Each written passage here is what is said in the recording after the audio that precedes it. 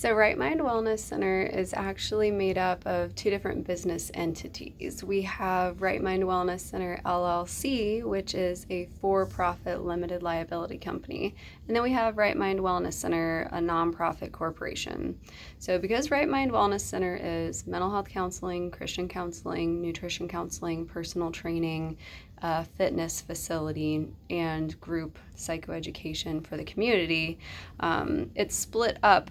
And my hope is that the services provided for the physical wellness side, the nutrition counseling and the exercise and personal training, can be covered from the nonprofit entity and from raising funds.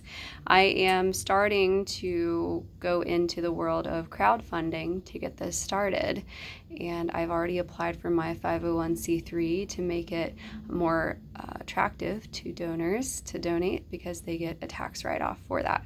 So any support or advice or insight that you're willing to give me to help me get this started would be awesome.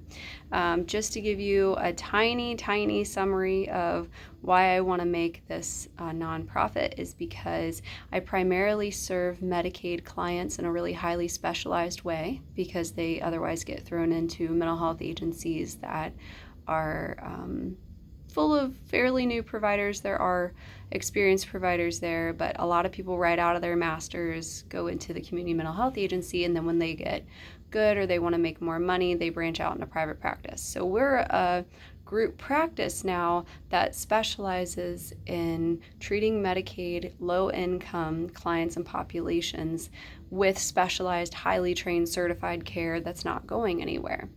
Medicaid gets it right from the medical and the mental health coverage standpoint, but not really with the nutritional or active standpoint. If you have a baby or go to the ER or you've got counseling needs or you need inpatient psychiatric services, Medicaid will pay for that whole thing.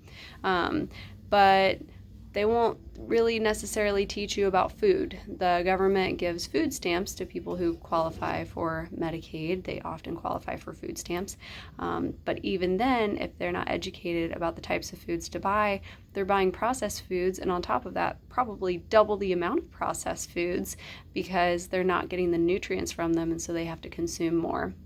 Inactivity caused by a poor diet and feeling slow because of that poor diet would also increase the amount of cigarette and substance use because I don't have strong lung health anyway. My lung health isn't important. I don't really need to do anything aerobic. And so it's really just providing a whole lot of education, because if I've got clients who aren't moving their bodies and sweating regularly, then they're not releasing a lot of those stress hormones that are causing a lot of the mental health issues that we're treating in counseling and neurofeedback.